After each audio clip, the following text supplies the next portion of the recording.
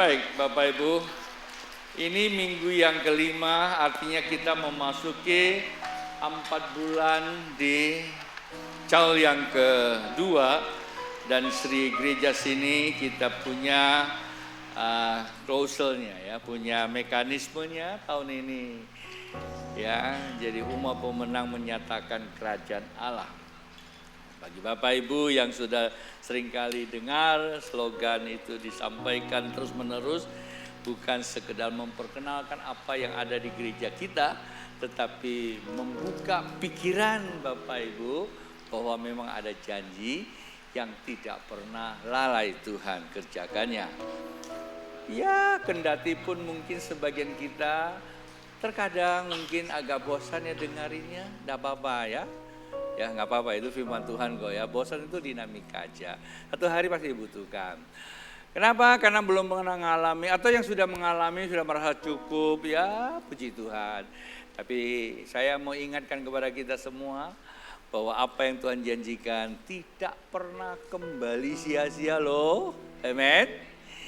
Nah, bukankah dalam Alkitab ada satu ayat firman Tuhan yang cukup memberikan inspirasi, memberi motivasi, inspirasi, bahkan dia juga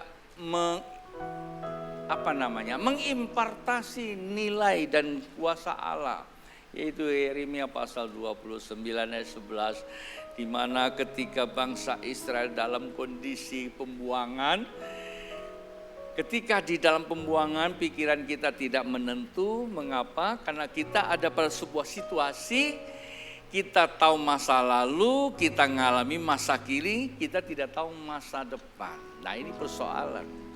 Seseorang kalau tidak tahu masa depan, maka ada kemungkinan besar, peluangnya, potensinya akan ada dua hal. Pertama, berita yang diterima itu baik, bisa membawa berita yang diterima itu benar, bisa membawa kita keluar dan masuk kepada perjanjian Tuhan. Tapi yang jadi masalah berita yang kedua baik tapi nggak benar. Dan dia tidak membawa kita keluar, justru kita malah muter-muter. Mungkin bisa keluar, tapi muter-muter dan tidak tahu tujuan. Dan itulah sebabnya Yeremia, seorang nabi, turun di tengah kehidupan, dia berkata kepada bangsa Israel, rasanya hampir mirip dengan kondisi sekarang ini. Kita tahu masa lalu, gak usah cerita, semua kita bisa paham, sudah dialami atau belum dialami, tapi kita punya catatan. Kita sedang alami, ya ada yang kondisinya baik, ada kondisinya tanda tanya, tapi itulah sebetulnya anugerah. Tapi ke depan kita tidak tahu. Persoalan yang kita hadapi hari-hari ini yang datang dari depan itu biasanya karena tidak tahu jadi buat kita masalah. Berita begitu banyak. Nah, itulah sebabnya Yeremia mengatakan ya, Tuhan pakai dia untuk menyampaikan itu kepada umat Israel. Hei bangsa Israel, dikatakan demikian. Jangan dengarkan berita-berita yang diberitakan oleh orang yang kelihatan benar, tetapi sesungguhnya mereka menyesat. Dikatakan bahwa memang hari ini kita sedang masuk di dalam sebuah kondisi yang tidak baik, itu disebut masa penghakiman. Kata penghakiman dalam Alkitab itu namanya krisis dalam bahasa aslinya. Artinya krisis itu penghakiman. Tujuannya adalah menghasilkan sesuatu yang berkesesuaian dengan kebenaran. Tapi satu kalimat ya, dia katakan, Tuhan berfirman, aku tahu rancanganku atas kehidupan. Rancanganku bukanlah kecelakaan. Amen. Kalau hari ini kita mengalami sesuatu, mungkin sedang mengalami atau sedang ditakut-takuti oleh keadaan ya. Pagi tadi saya sempat ikuti beberapa profesor diskusi, ngeri-ngeri juga sih. Saya sebagai hamba Tuhan perlulah isi yang begituan juga. Tapi supaya saya tahu bisa saya berbicara, kendati saya bukan ahli tapi minimal membuka wawasan. Ya kadang-kadang mengerikan, tapi ya kita katakan itu bukan rancanganku, rancangan Tuhan bukan kecelakaan. Loh, kok ada kesusahan, ada COVID, ada ini, ada itu. Dan itulah disebut dinamika kehidupan yang pertama. Dan yang kedua, itulah yang dikatakan akibat kehidupan manusia yang matanya belum melek. Pagi tadi saya duduk, saya bilang, Tuhan terima kasih. Saya ngobrol sama teman, saya bilang, bro ingat ya, 2 hal yang saya alami buat saya, ya uang bertumpuk juga nggak ada gunanya, saya bilang. Pertama kakimu dan matamu, saya bilang. Sekali waktu saya jalan-jalan ke Kuala Lumpur, kaki saya nggak tahu kena masalah apa, nyaris nggak bisa jalan. Nyak bilang, ayo kita pergi ke satu tempat, saya kayak suster ngesot. Betul-betul ya, padahal waktu itu saya masih relatif muda, kena sesuatu di kakimu, kamu nggak bisa jalan. Nah saya lihat beberapa kawan saya dan senior-senior saya, semua masalah di kaki, jalannya goyang gitu ya. Nah perlu dilatih kakinya ya, nanti ada rumusnya ya, saya nggak sampaikan hari ini. Ya terus mata, aduh Bapak Ibu saya pernah kena mata, 1 minggu lebih saya rasakan bagaimana gelapnya dunia ini ya, bukan saja nggak bisa lihat kurang, tapi kepala saya tertekan sekali. Itulah sebab sayangilah matamu, dirawat saya bilang ya. Jadi masih muda, dicek dulu ke dokter mata, kelengkapan apa sih yang perlu. Nah ini kan pesan saja ya, nggak ada promosinya. Kenapa hari-hari ini udara kita selalu ada di ruang AC itu kering sekali. Itu menyebabkan produksi membasahi mata kita kurang. Maka pimpin pujian penyembahan itu hari-hari ini sudah bawa kita ke hadirat Allah, tapi susah keluar air mata. Bukan karena itu. Seharusnya kalau di gereja kita nyembah Tuhan, bisa nangis keluar air mata, enggak apa-apa. Saya diingatkan dokter, dia bilang, Ton kamu jangan kena air ya, tuh jangan kena sampai mata kamu basah. Tapi waktu saya menyembah Tuhan saya nangis, wah basah mata saya, tapi nggak apa-apa. Kalau air mata nggak apa-apa ya. Nah air mata itu adalah mata air kehidupan kita, haleluya. Nah sebelum saya lanjut Bapak Ibu, jadi kata kuncinya bahwa Tuhan punya rancangan buat manusia.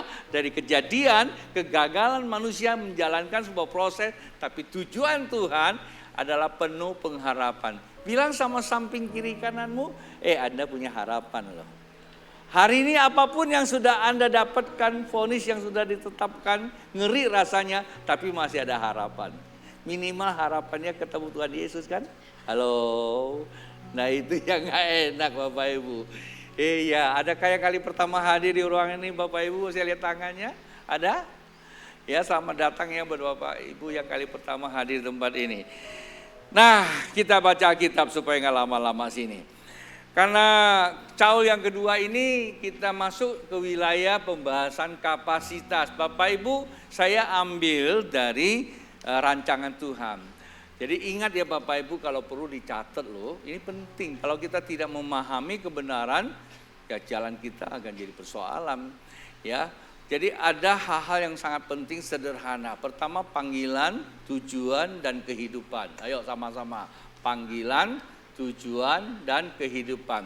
Panggilan hidup Anda dan saya itu adalah serupa dengan Tuhan. Nah, karena memang Alkitab katakan Tuhan menciptakan manusia serupa dengan Dia. Itu panggilan hidup. Dia begitu hembuskan hidupnya Tuhan supaya kita serupa dengan Dia. Tujuannya ngapain kita hidup? Dan ini hari-hari ini di dalam sharing-sharing kelompok, ya, di hari Sabtu maupun hari Kamis ketika saya berbicara, saya akan terus bicara ini. Kekristenan jadi masalah, di sini letaknya. 2022 Tuhan kasih saya lihat dan saya sudah sampaikan bahwa kekristenan itu bagaikan ikan yang mabok dan mati. Itu pertama kali. 2 tahun kemudian saya tanya Tuhan lagi karena ada kasus, ya bukan kasus ya, ada hal-hal yang terjadi sehingga berita tentang kedatangan Yesus itu begitu gencar di mana-mana. Ya seperti hari ini. Anda akan dengar pengangkatan lah, dunia baru lah, ini dan itu. Terus saya tanya Tuhan, sebetulnya kapan sih Tuhan mau datang? Jawaban Tuhan cuma satu, kalau aku datang hari sedikit yang diselamatkan. Jadi kalau itu yang saya dengar, saya pastikan memang belum terlalu cepat Tuhan Yesus datang. Tapi indikasi membuka pemahaman bagi kita bahwa dia bakal akan datang itu iya. Tapi kan intinya sebelum Yesus datang kan ada beberapa hal yang akan terjadi. Nah, hal-hal yang sedang terjadi menurut saya dan keyakinan saya itu sedang indikasinya kuat sekali bahwa kita sedang memasuki jalur kedatangan Tuhan Yesus. Nah, itu aja, berarti ada penghakiman sebelumnya Bapak Ibu. Itulah sebabnya di caul yang kedua, caul pertama di Alkitab dikatakan kita dipanggil serupa. Tujuan hidup kita itu menghadirkan kerajaan Allah Bapak Ibu. Bilang, hadirkan kerajaan Allah. Kita sedang memasuki 4 bulan yang kedua, berarti kita sedang masuk kepada kapasitas. Nah, kapasitas kita itu harus kapasitas yang diperlihatkan menghadirkan kerajaan Allah. Nah, kan tahun ini kan tema kita itu. Dan yang ketiga, baru kehidupannya. Ya, kehidupan kita ya di dalam tema kita, kehidupan kita itu berarti yang ketiga itu apa? Aktivitas. Ya, kalau ada identitas, ada kapasitas yang nanti akan kita belajar selama 4 bulan. Para pengkhotbah pasti mereka dengar, mereka coba berdoa, Tuhan mau bicara apa tentang kapasitas. Nah, setelah itu baru aktivitasnya. Nah, di saat waktu kita bicara identitas kan kita lihat, kayak kebetulan ya tahun ini apa sih yang menjadi isunya, ya kan? Kesadaran kembali ke rumah Tuhan, ya. Kemudian kita bicara tentang apa? Rumah Tuhan itu memulihkan status anak. Kita tahu bahwa tahun ini yang menjadi slogan buat kita adalah kembali ke rumah Tuhan. Apa itu rumah Tuhan? 3K, komitmen, kesehatian, dan kehadiran. Dan yang ketiga, kita tahu bulan yang ketiga kita sedang bicara apa? Di rumah Tuhan kita menerima perjanjian Abraham. Hanya di rumah Tuhan. Bapak Ibu, kalau ini kita memahami secara detail ya, kekristenan itu bergairah sekali. Karena saya menyelidiki, Tuhan berbicara, maka saya menggebu-gebu menjadi orang Kristen. Kan di rumah Tuhan. Nah, yang terakhir ya, awal bulan lalu kita berbicara di sini yaitu kasih karunia menyatakan kerajaan Allah. Baru kita masuk kepada minggu yang pertama di bulan yang ke-5. Apa yang harus kita bicarakan? Jadi 4 bulan terakhir ini kita bicara, yang kedua itu bicara tentang apa? Tentang identitas.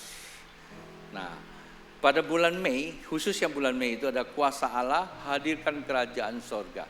Bilang kuasa Allah, hadirkan kerajaan sorga. Ini para pengkhotbah boleh catat nih. Ini bulan Mei itu ya. Nanti ada subtopiknya, Anda boleh cari sendiri.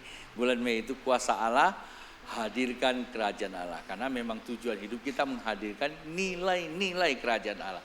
Ayo saya bacakan Alkitab dulu ya, supaya kita dapatkan dari mana dasar pemikirannya.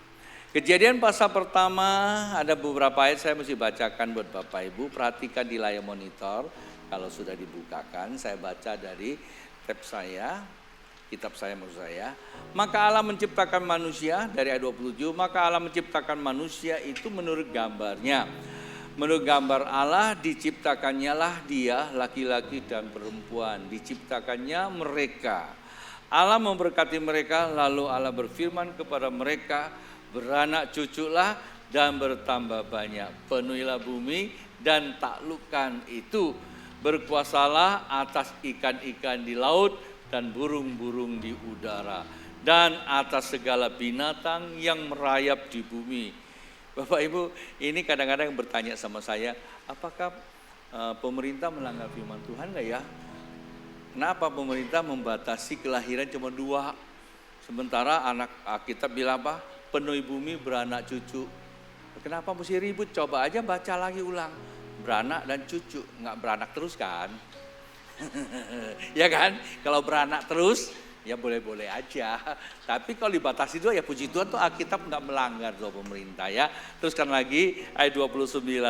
Berfirmanlah Allah, lihat, aku memberikan kepadamu segala tumbuh-tumbuhan yang berbiji di seluruh bumi dan segala pohon-pohon yang berbuah. Itulah akan menjadi makananmu, tetapi kepada segala binatang di bumi dan segala burung di udara dan segala yang merayap di bumi yang bernyawa, kuberikan segala tumbuh-tumbuhan hijau menjadi makanannya. Dan jadilah demikian. Maka Allah melihat segala yang diciptakannya itu sungguh amat baik. Jadilah petang dan jadilah pagi.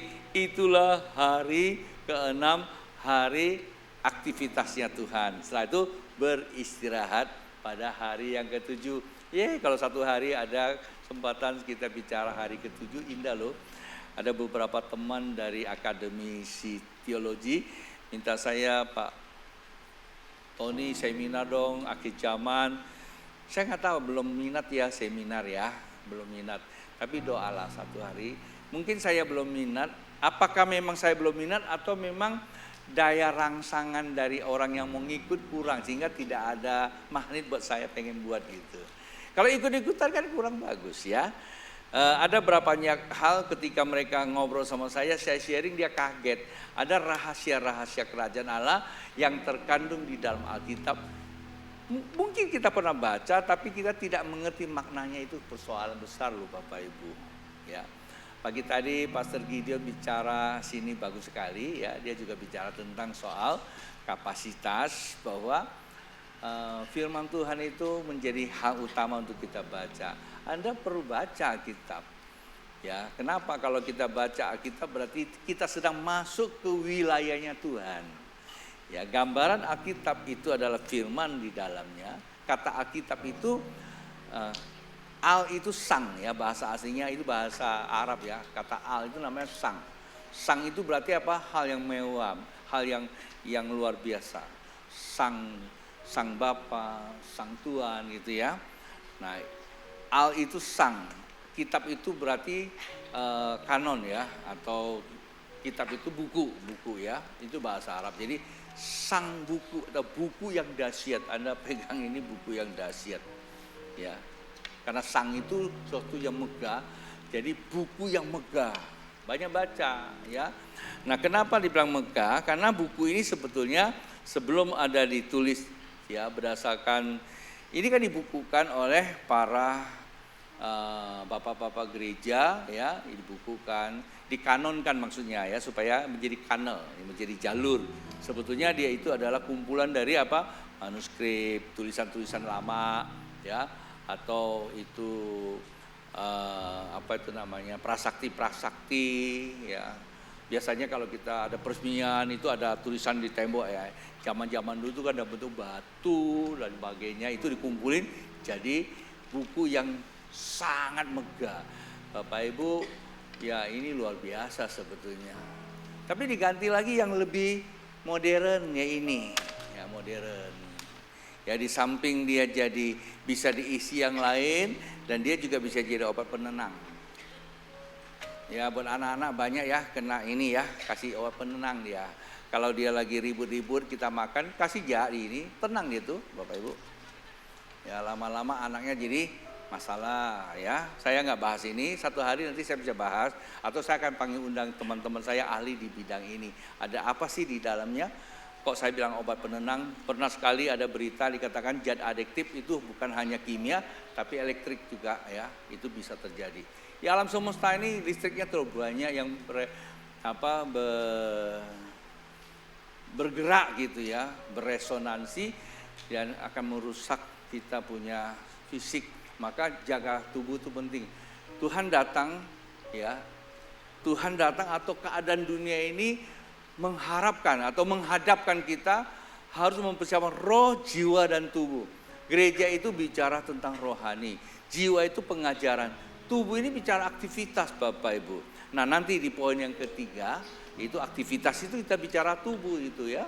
Saya bersyukur bahwa usia saya ini Tuhan kasih saya berapa pengalaman, saya bisa berbagi ya, puji Tuhan sampai hari ini saya dikaruniakan kesehatan apapun saya masih boleh makan, tidak ada larangan buat saya, kolesterol saya oke, darah saya oke, semuanya oke ya.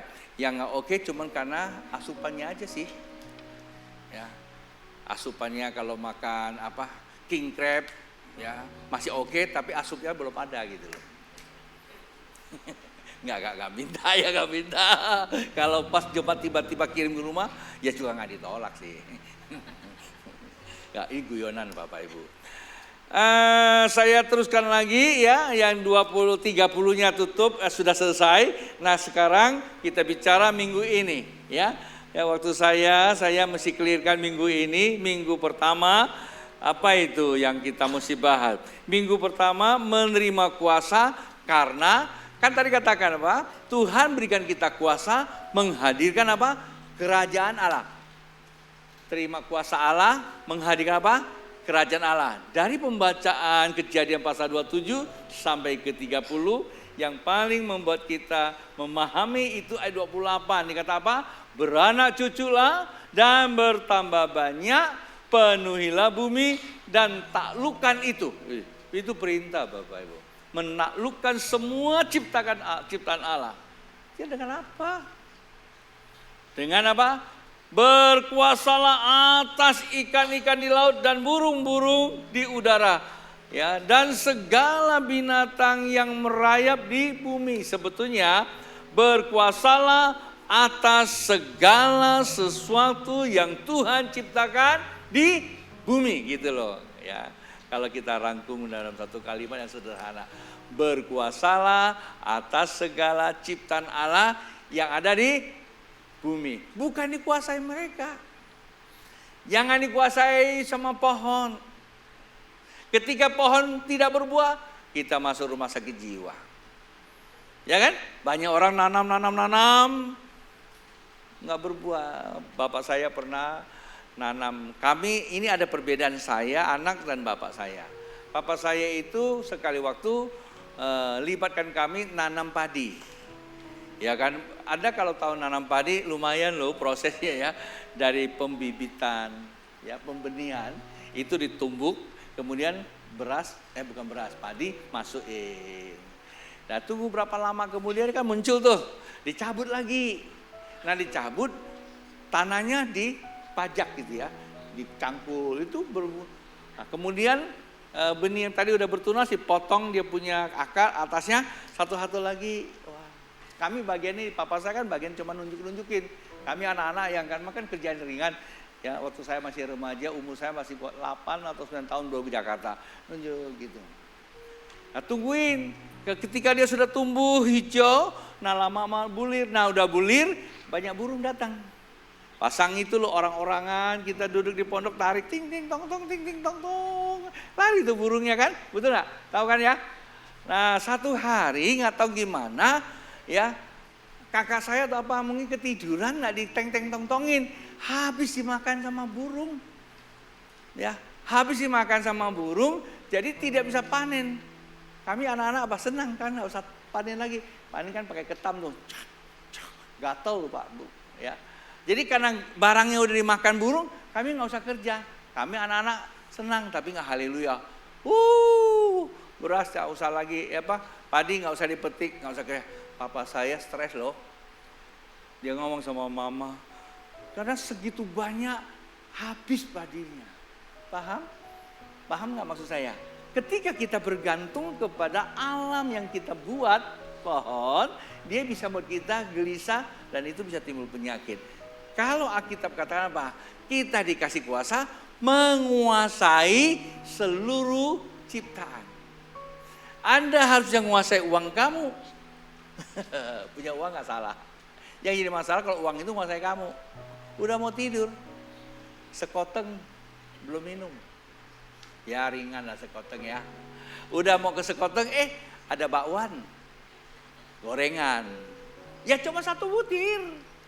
Udah bakwan kurang sip, ada teman ngebir. Salah nggak? Saya nggak bicara salahnya. Dikit cuma 1 gelas. Karena dikasih bir, ada sotong pangkung lagi. Aduh, habis sotong pangkung, bakmi tunggu. Siapa yang kuasai kamu? ya, Soekarno. Coba kalau nggak ada Soekarno, uang maksud saya ya, keluarga Soekarno, maaf ya. Karena ada uang, sebetulnya punya uang nggak salah. Nah kadangkala kita dikuasai dia. Maka saya sering kali katakan, maaf ya Bapak Ibu yang suka keluar negeri, ya nggak salah sih sebetulnya jalan-jalan. Ayolah mulai sekarang, uang-uang Bapak Ibu simpan aja, jangan terlalu banyak, belikan dolar, kasihan Indonesia. Ciptakan sesuatu, ekspor aja, kita dapat dolar gitu. Beli emas, nggak masalah ya, beli barang-barang di luar negeri, uang Indonesia ya kita pakai dolar ya. Kasihan pemerintah. Ayo ada gerakan anak Tuhan ya. Saya nggak dikasih apa-apa tapi saya menyadari bahwa sebagai hamba Tuhan, karena kemarin saya sempat ngobrol sama anggota DPR lama, cerita panjang lebar tentang soal ekonomi karena dia pas ada di bidang anggaran ya. Jadi dia banyak tahu, saya dapat banyak rahasianya, nanti saya ceritakan kalau ada mau ya. Jadi saya katakan Pak Kabir, hamba Tuhan juga selalu minta, ayo loh ya jemaat Tuhan, perbanyak, ciptakan sesuatu yang bisa ekspor, kan dapat dolar ya.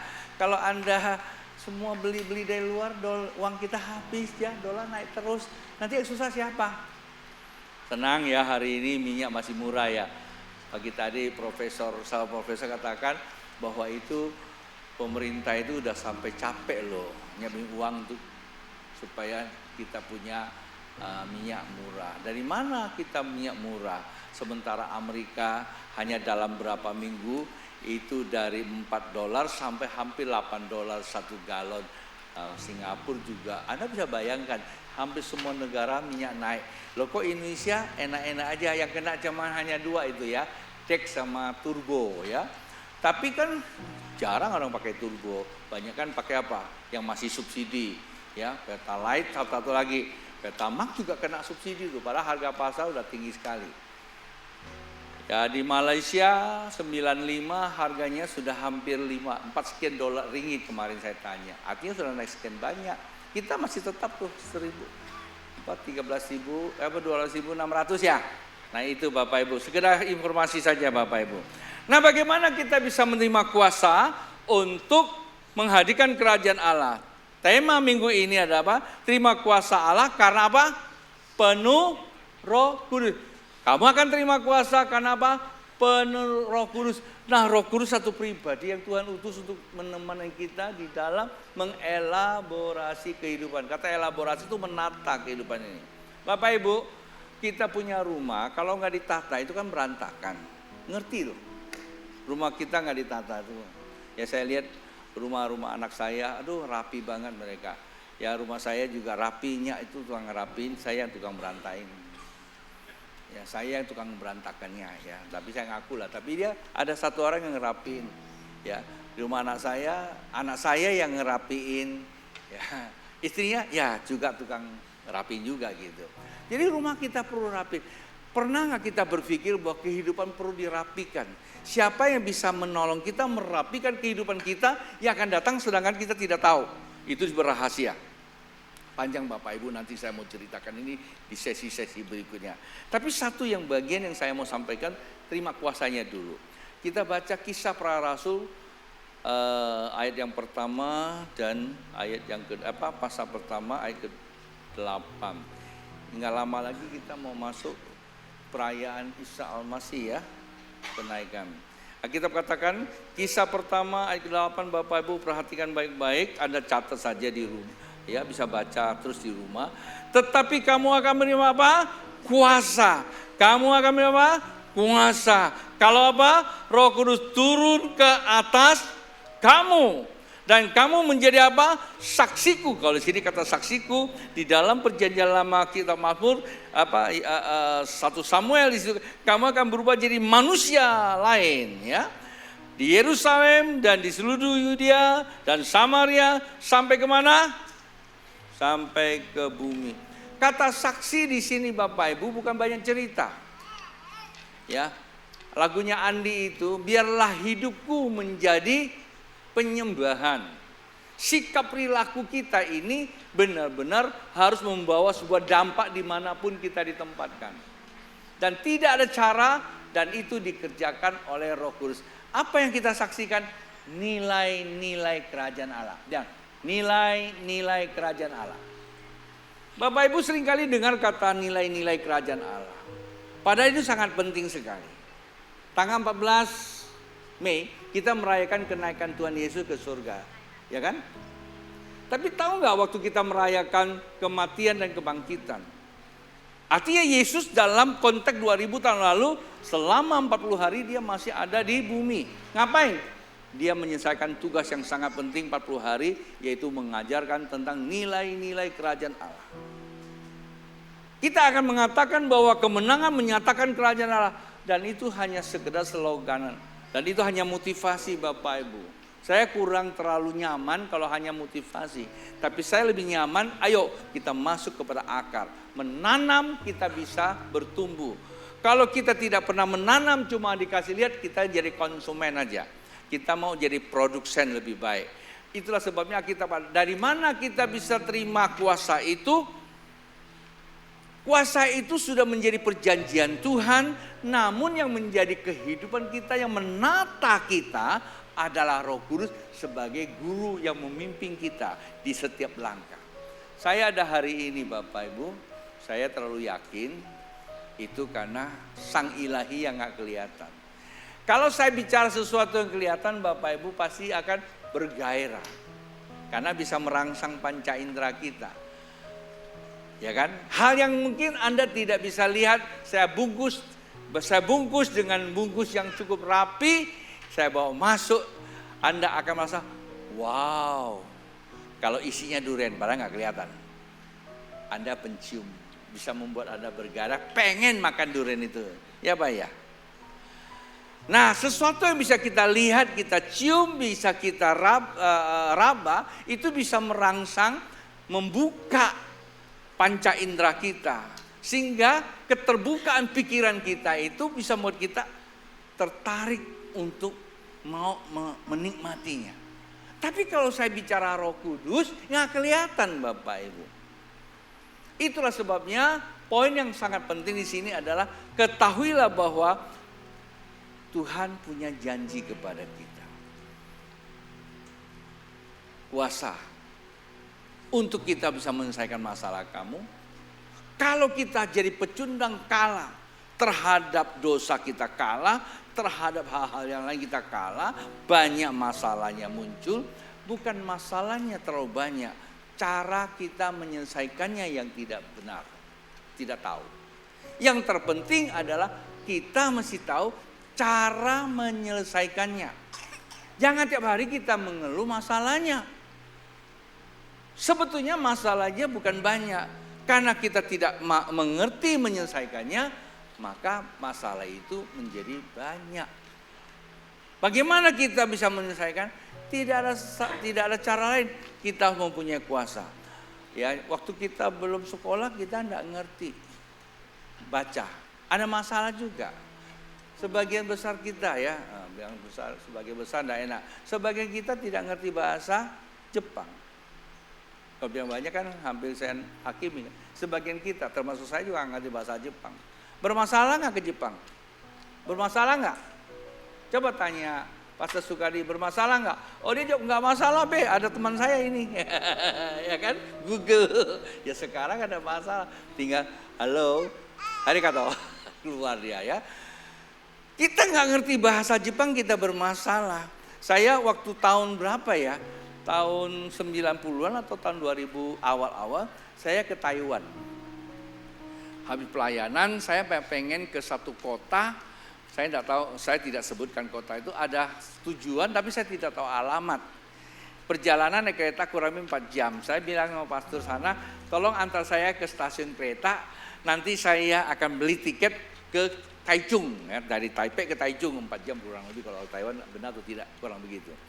Nah sampai saya sudah beli tiket, saya mau ke Taichung, saya begitu masuk, ampun gak ada bahasa Inggrisnya, semua tulis huruf Tionghoa. Apa itu? Taichung itu yang mana? Tapi kedengaran, Taichung. Tapi Taichung yang mana? Saya tanya sama satpamnya, Taichung nalilah.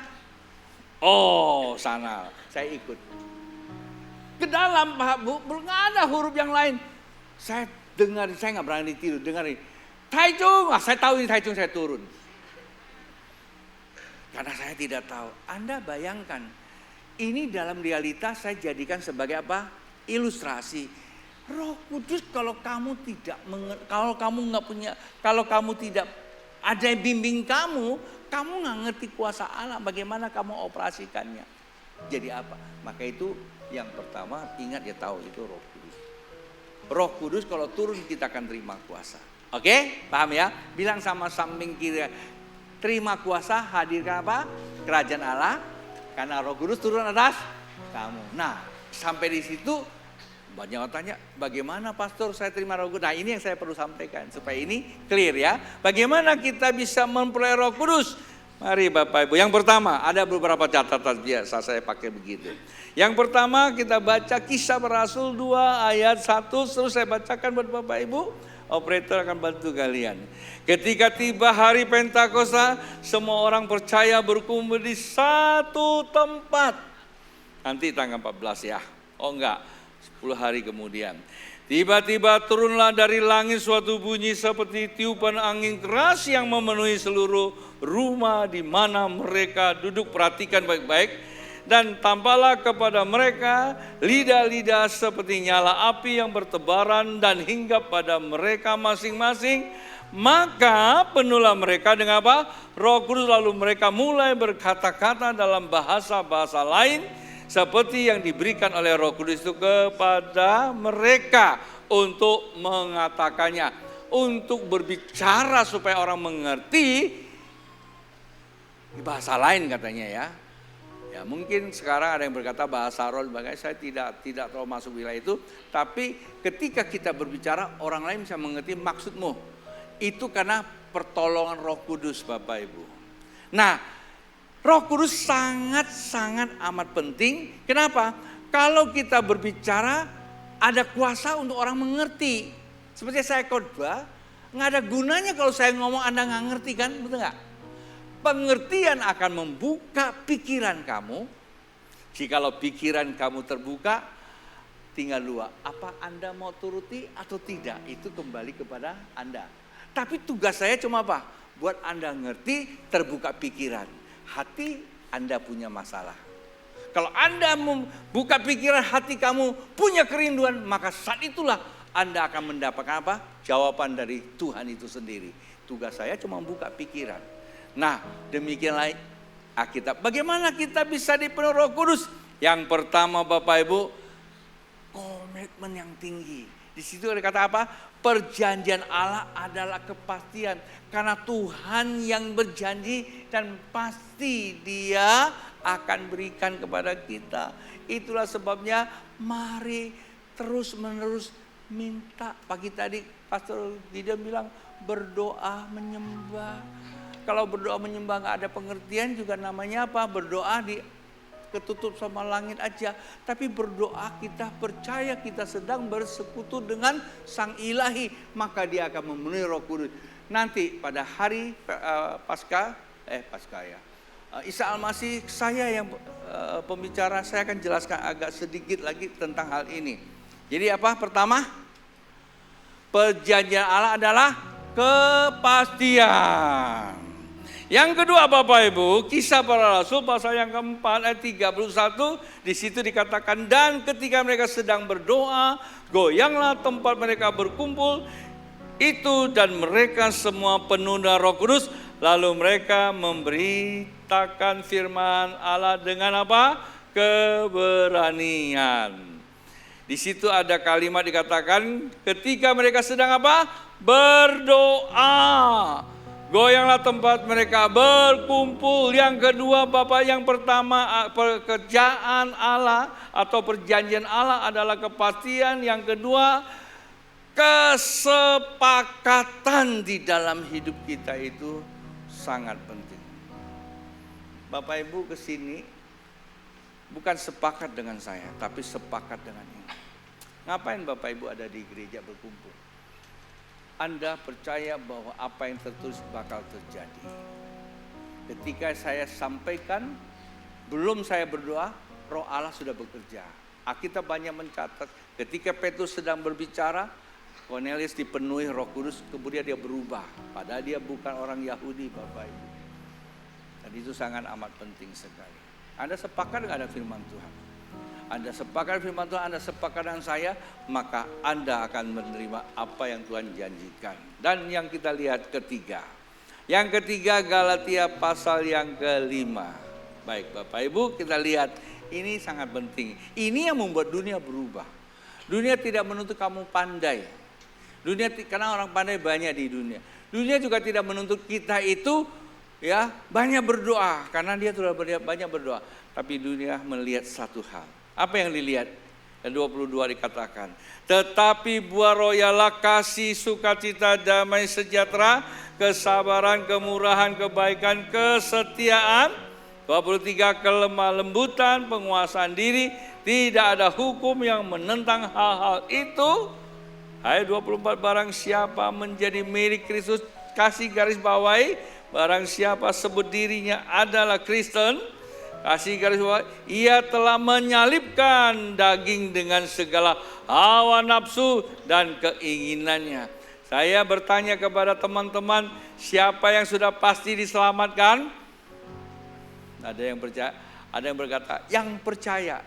Dari mana kamu tahu dia percaya? Kan dia ngomong dia percaya. Ya, nanti tunggu ya. Siapa yang pasti diselamatkan? Di Alkitab saya melihat ada satu orang sebelah Tuhan Yesus yang disalibkan itu. Hari ini juga bersama aku di Firdaus. Bapak Ibu, Anda mau berubah menjadi orang yang baru? Mau menjadi orang yang dipakai Tuhan? Ada pasti keselamatan? Ya, bagaimana caranya? Anda perlu disalibkan. Ketika kita disalibkan ke dagingan kita, maka buah itulah bertumbuh. Bapak Ibu, sebagai ilustrasi mengakhiri khotbah saya di poin yang ketiga. Tadi kita bicara tentang soal Qumran, komunitas yang sangat bersejarah. Nah, di Qumran itu Pak Bu ya, yang saya setiap kali ke sana di Israel ya, itu yang paling menarik adalah kurmanya. Manis sekali kurmanya. Tahukah Anda, Qumran itu tanahnya pasir. Untuk menanam pohon kurma, kami lihat ke ladangnya, itu bibitnya, itu benihnya, bijinya itu ditanam, di atasnya ditindih pakai namanya batu yang berat. Kemudian itu disiramin air dengan mineral tentu. Nah, ketika proses pertumbuhan itu benihnya, dia bukan ke atas dulu, dia ke bawah. Konon ada yang sampai 30 meter. Biasanya kalau kalau udah mencapai air, di situ ada batu. Kemudian dia berakar kepada batu, baru dia naik ke atas. Nah, dia naik ke atas bukan dipindahkan batunya. Kekuatan dari pohon kurma itu dia menendang batunya sehingga dia bisa betul berbuah, buahnya manis. Itulah poin yang ketiga. Poin ketiga adalah Alkitab, maukah engkau berbuah di mana? Kembali ke rumah Tuhan. Mau diproses, biasa kita tidak tahan diproses dalam persekutuan, maka banyak gereja baru muncul. Ya kan? Kalau sudah gak nyaman, pindah. Gak nyaman lagi, buka gereja sendiri. Kan begitu. Hari-hari ini bukan rahasia umum lagi. Dan kalau itu jadinya bukan berbuah, tetapi memanaskan bumi ini. Menghanguskan bumi ini oleh apa? Sikap dan perilaku anak Tuhan yang tidak menjadi kesaksian. Kalau kita ingin berbuah, maka perlu diproses. Saya senang loh ya, gereja ini begitu banyak jemaat yang mau diproses untuk ambil bagian dalam pelayanan. Saya hari ini tidak bicara itu, tapi satu hari saya akan bicara. Kekristenan tidak berfungsi, maka dia tidak berbuah, tempatnya bukan lagi surga. Nanti ada ayat saya kata, ini rahasia kerajaan Allah. Semua harus berfungsi. Karena Tuhan melahirkan kita untuk berfungsi. Pertanyaannya, bagaimana kita berfungsi? Hanya Roh Kudus yang membawa kita berfungsi. Apa sih bagiannya? Ada gitu banyak. Ada yang berfungsi ambil bagian doa, Memang perlu proses. Anda mau berdoa saja Bapak Ibu, mau melayani loh yang di atas mimbar ini Bapak Ibu, mereka harus ikut doa hari Kamis untuk diutus. Kecuali kalau mereka memang tidak mungkin karena kerjaan dan sebagainya, mereka bisa minta izin dan hari Minggu minta salah satu orang perlatua doakan mereka. Tapi kalau mereka lalai untuk melakukan tugas itu, saya tidak menghakimi dan mereka akan kena hukum perjanjian dan hukum alam. Itu proses Bapak Ibu, mereka setia lakukan, bayangin aja. Dan itu sangat penting sekali. Supaya apa? Supaya kita semua mendapat berkat. Kemudian ada doa Sabtu pagi. Pagi-pagi mereka datang ikut doa. Ngapain? Mengambil bagian di dalam. Tujuannya untuk apa? Bukan untuk dirinya. Supaya dia bisa dipakai menjadi saksi. Itulah buah namanya buah roh. Bapak Ibu, dunia bukan membutuhkan kepandaian, tapi dunia membutuhkan Tuhan. Tuhan itu kasih, sukacita, kesabaran, kemurahan, kebaikan, kesetiaan, dan penguasaan diri. Ya, KSD 5 KP. Tuhan memberkati. Mana pemusik boleh di atas. Kita mau perjamuan kudus Bapak Ibu, ikuti saya. Lagu tadi bagus sekali Bapak Ibu. Kita nyanyikan, saya berdoa. Persiapkan hatimu. Jikalau Bapak Ibu belum pernah dipenuhi Roh Kudus, tidak perlu. Memang kita di sini ada namanya NIP, tapi tidak hanya di situ. Anda buka pikiranmu, hatimu siap terima, maka Roh Tuhan akan penuhi kita semua. Mari tadi siapa WL-nya? Lagu yang sangat luar biasa terakhir itu. Lagu yang terakhir ya. Oke.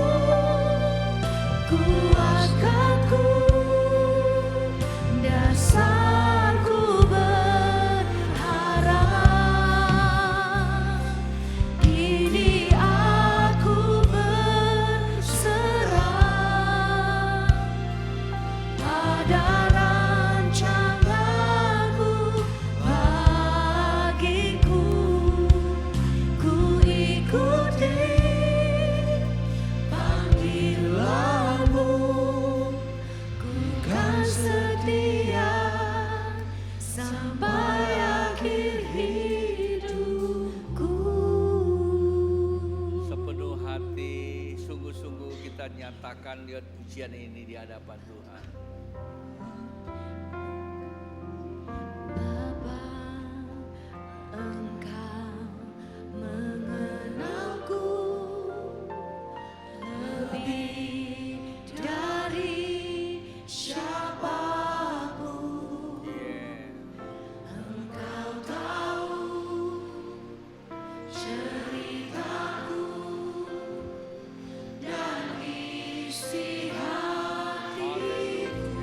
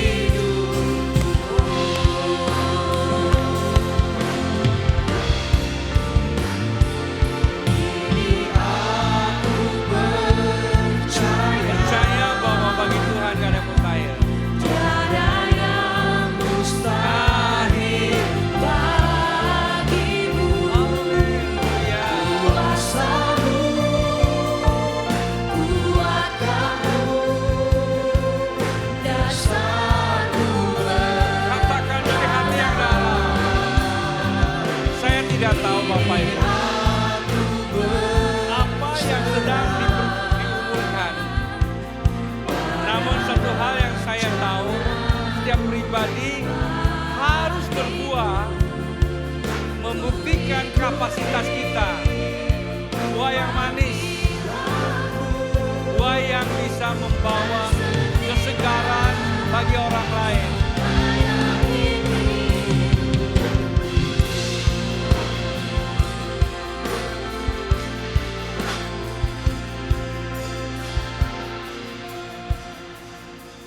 Kemarin saya ketemu dengan seorang anggota DPR.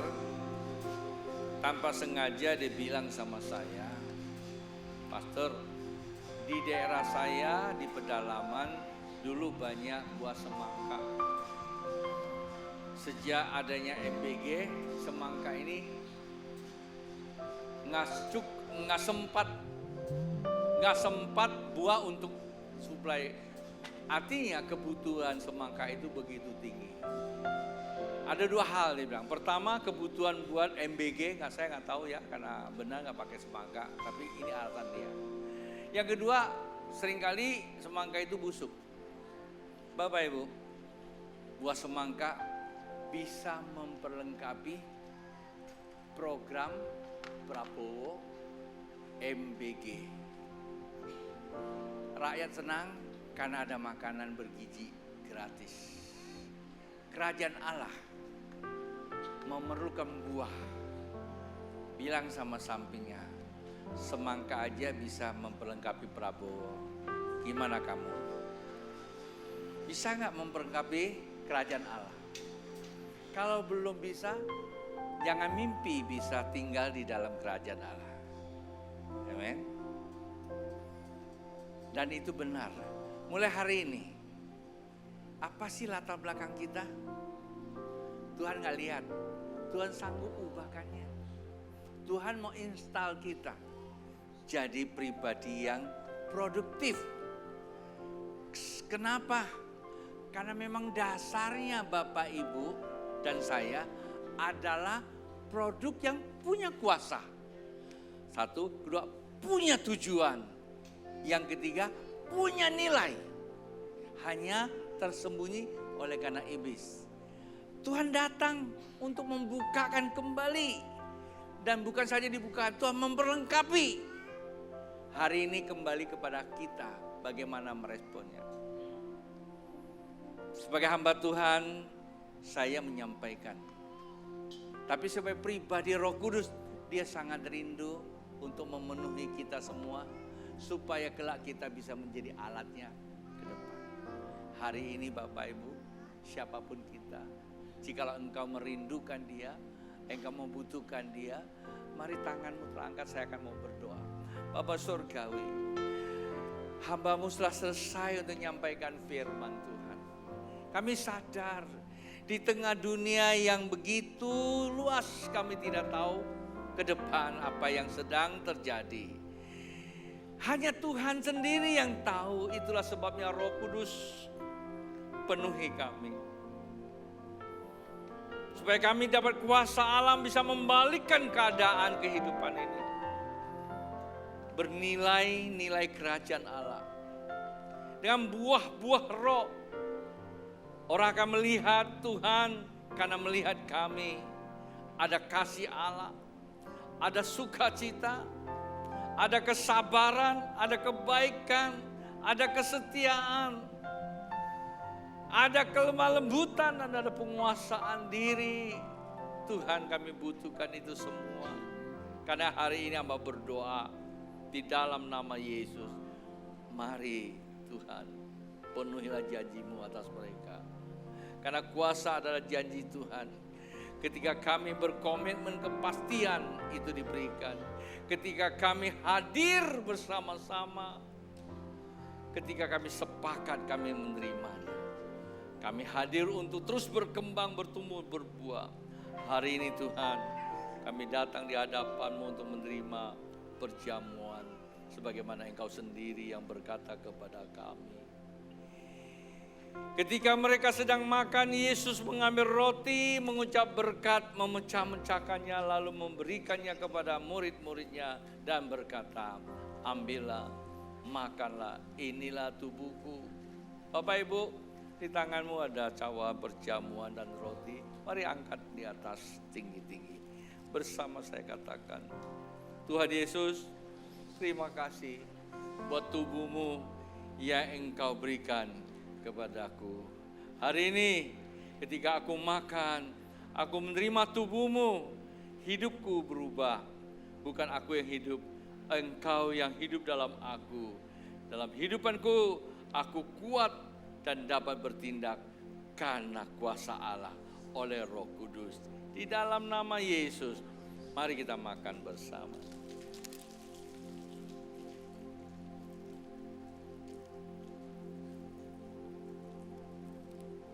Sesudah ia mengambil cawan, mengucap syukur, lalu memberikannya kepada mereka dan berkata, minumlah kamu semua dari cawan ini, sebab inilah darahku, darah perjanjian yang ditumpahkan bagi banyak orang untuk pengampunan dosa. Mari Bapak Ibu angkat cawan yang berisikan anggur. Bersama saya katakan, Tuhan Yesus, terima kasih buat darah-Mu, yaitu pikiran, perasaan, dan keinginanmu yang menyucikan kami, menghapus dosa kami, membawa kami ke dalam pikiran-Mu. Ketika kami berjalan dengan pikiran Kamu, maka kami telah dipimpin oleh Roh-Mu, hidup kami serupa dengan Engkau di dalam nama Yesus. Mari kita minum bersama. Bapak Ibu, naikkan syukur dari hati yang dalam bahwa Dia baik, sungguh baik. Oh haleluya, haleluya. Oria rarabasa takara, enala yala wasaka takara, oria rabasa takara, enala yala wasaka takara, enala yala wasaka takara, oria rarabasa takara, enala yala wasaka takara. Diberkatilah Bapak Ibu yang membutuhkan Tuhan, yang ada di sini maupun yang ada di online service. Tuhan memberkati.